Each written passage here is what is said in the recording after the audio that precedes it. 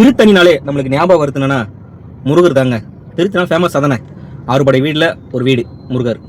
ஆனால் இப்போ திருத்தணி சொன்னால் ஒரு 4 தினம் ஞாபகம் வருதுன்னா ஒரு கொடூர சம்பவம் தான். ஒரு 4 சிறுவர்கள், 17 வயசு சிறுவர்கள், ஒரு இந்திக்காரவாளி வட மாநிலத்தவர், அவரு இங்கே பிழைக்க வந்தாரோ எதுக்கோ வந்தார், ஆனால் இங்கே இருந்து வந்து ட்ரெயினில் போயிருக்காரு. சரமேரே வெட்டியிருக்காங்க, வெட்டி ரீல்ஸ் வேற போட்டிருக்காங்க. அதை எந்த மனநிலை, யாரை குறை சொல்கிறது? பசங்களையா, அவங்க பெற்றவங்களையா, இல்லை சமூகத்தையா? எனக்கு ஒன்றுமே புரியல. சரி, அதுதான் முடிஞ்சிடுச்சு. போலீஸ் வந்து அரெஸ்ட் பண்ணிட்டாங்க. 3 பேரை தூக்கி செங்கல்பட்டில் வச்சிருக்காங்க. சிறுவர் சிறுத்தை பள்ளிக்கு போட்டிருக்காங்க. அந்த ஒருத்தரை விட்டு தப்புங்க, அதுவும் இது பண்ணுறேன். பட் அது காவல்துறை எடுத்த முடிவு, நம்ம சொல்கிறதுக்கு இல்லை. நேற்று மறுபடியும் திருத்தணி ரயில்வே ஸ்டேஷனில் ஒரு பெரியவரை அடிச்சிருக்காங்க. அதுவும் வீடியோ வந்துருக்கு. என்னதான் ஆச்சு இந்த திருத்தணிக்கு? இப்போ சட்ட ஒழுங்கு இப்போ எப்படி இருக்குன்னு நான் கேட்கலைங்க, மக்களே நாடே கேட்குது. சட்ட ஒழுங்கு எங்கெங்க எப்படிங்க போயிட்டு இருக்குன்ட்டு. போதை, கஞ்சா அப்படின்றாங்க. இதெல்லாம் எங்கேருந்து வருது?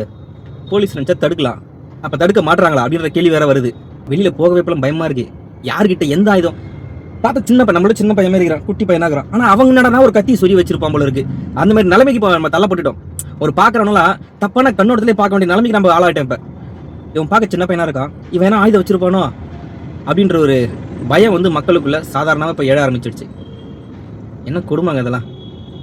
காவல்துறை இவங்கெல்லாம் சரியான பாடம் புகட்டுங்க.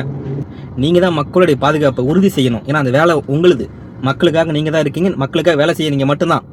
தயவு செஞ்சு சீக்கிரமாக அந்த பாதுகாப்பை உறுதி செய்யுங்க.